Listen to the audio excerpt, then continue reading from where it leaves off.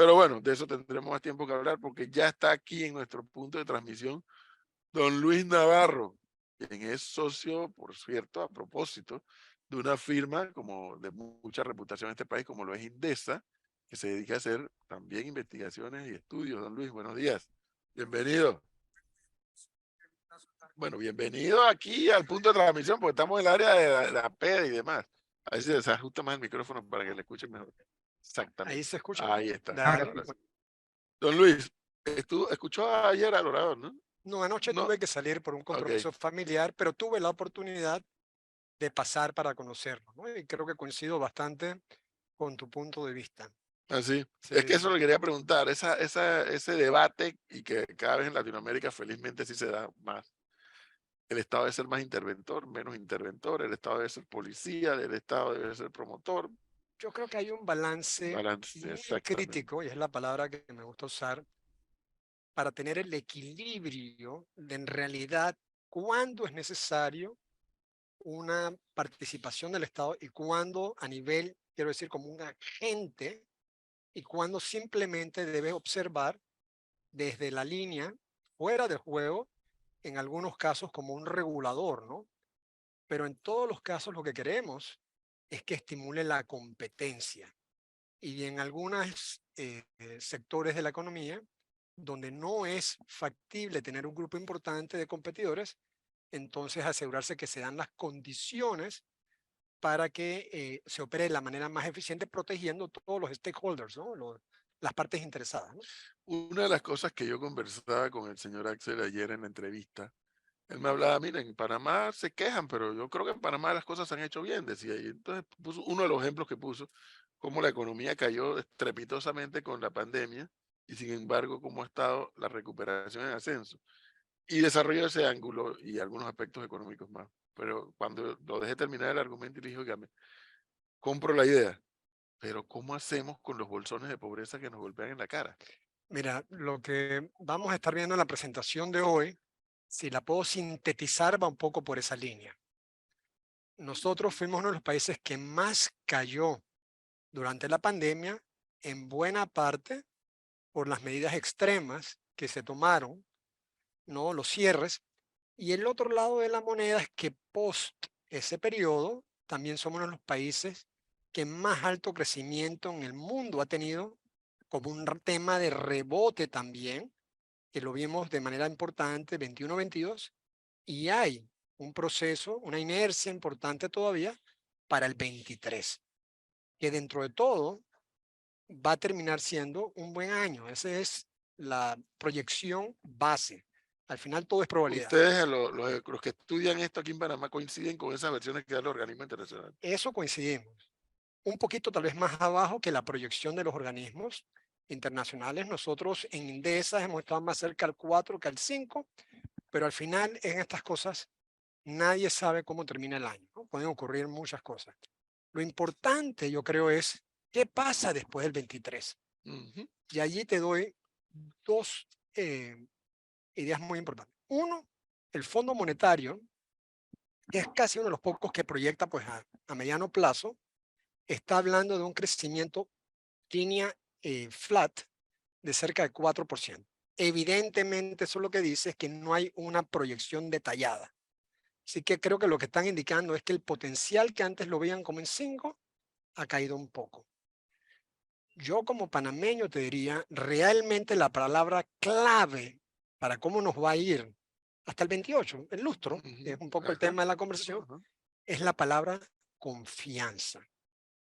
Y la palabra confianza nos puede llevar a tener prosperidad, o si O a las no tener. decisiones que se toman no conllevan la confianza ciudadana, entonces no sabemos realmente cómo va a ser el periodo. Pero lo que sí sé es que el éxito, e inclusive sostener crecimientos sanos de 4 o 5%, no se hacen por accidente, sino que van a requerir medidas de confianza hacia adelante. Por supuesto que te puedes veo en tus ojos ya todas las preguntas que siguen, las puedo ver venir, y claramente hay ejes de decisiones pendientes, ¿no? Don Luis, es que más temprano Gonzalo y yo discutíamos aquí frente a los oyentes y los que nos siguen en las redes el tema de la democracia y las dictaduras y la solidez de la democracia y si democracia se hace débil o no. Y yo le decía, bueno, pero es que no pierdas de vista que filosóficamente sabemos que es democracia, pero cuando lleva la democracia a la práctica viene la responsabilidad ciudadana.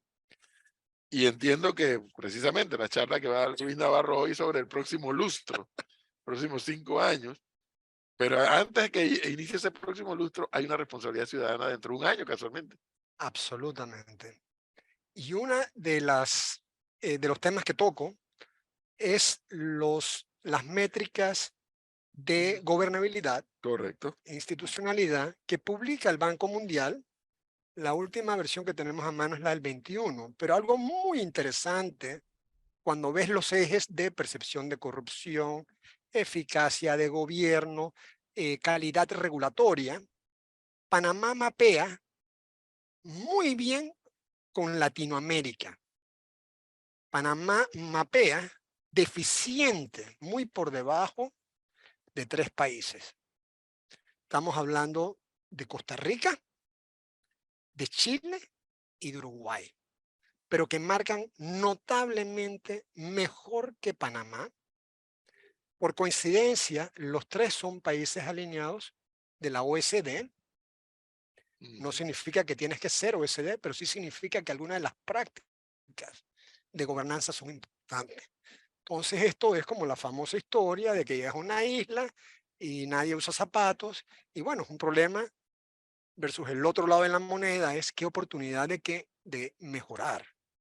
Y bueno, y esa es la pregunta. En todos estos análisis que ustedes han hecho en Indesa, que por cierto tienen un tracking muy importante por años que llevan haciendo esto, y esa posibilidad existe, mejorar.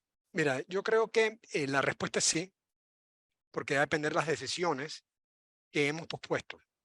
Mm, Y las hemos pospuesto y lo sabemos. Entonces, creo que el consenso es que es posteleccionario, ¿no? claro, pero yo no estoy seguro, Luis, si las panameñas estaremos entendiendo eso. O sea, hoy estamos pagando el costo de haber pospuesto una serie de decisiones en el Mira, pasado reciente. una de las cosas más interesantes que encontramos para esta presentación fue el análisis de que el 19 al 22, Panamá es uno de los países que ha tenido menor crecimiento, perdón, reitero, menor crecimiento a los niveles de los ingresos de nuestra población. Y lo rompemos en pedazos. Por supuesto que el grupo que ha tenido mayor crecimiento en términos de ingresos, ¿no?, per cápita del grupo son las personas que trabajan para el gobierno y las instituciones del Estado. El sector privado, no hablemos de los jubilados, que son importantes, casi 300.000, están realmente flateados. Entonces uno dice, bueno, parte de la justificación es que Panamá también fue uno de los países que tuvo menos inflación en este periodo, lo cual es verdad.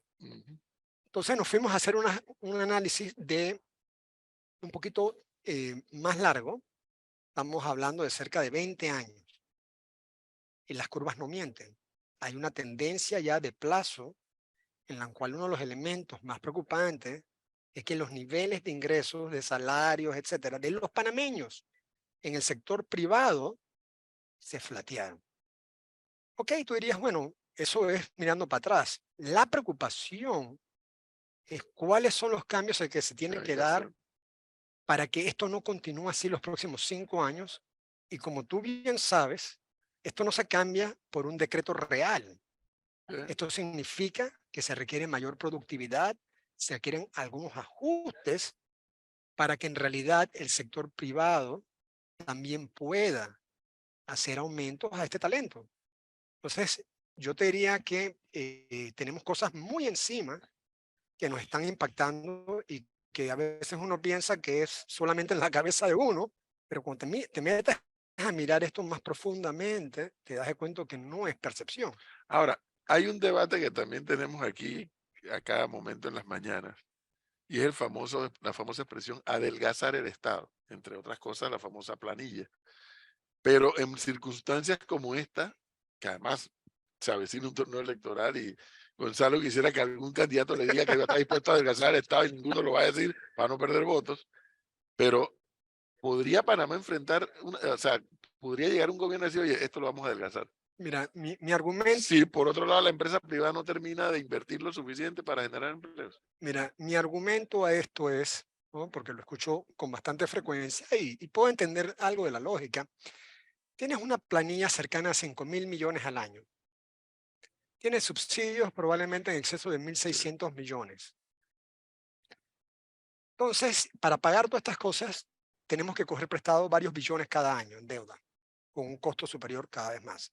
Entonces yo te pregunto a ti, si en realidad estoy un poquito fat, ¿no? Un poquito obeso en el sentido de que hay más personas y es una solución, y esas personas están produciendo para el Estado, como ciudadano tengo que dar las gracias, aunque no sea lo más eficiente del mundo a lo mejor, pero la realidad es que de esos casi 4.800, 5.000 millones, sabemos que no todo eso es correcto. tiene ese propósito y tiene otros propósitos.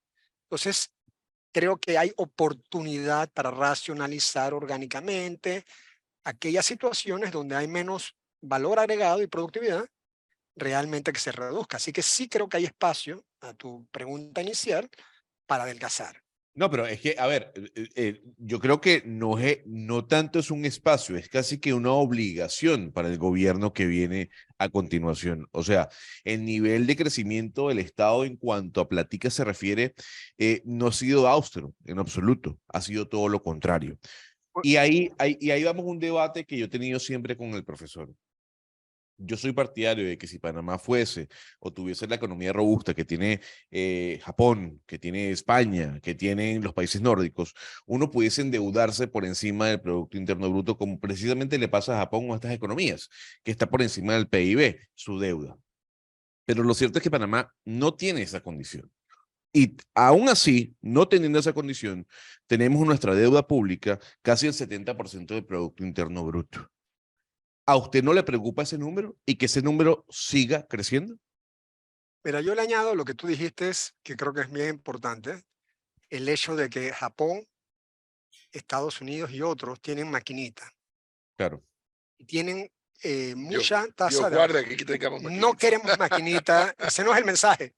claro. El mensaje es realmente se endeudan, porque por ejemplo en el caso de Japón, que tienen sus maquinitas, pero que también la manejan con mucha confianza de la población japonesa y han tenido tasas importantes de ahorro de los japoneses.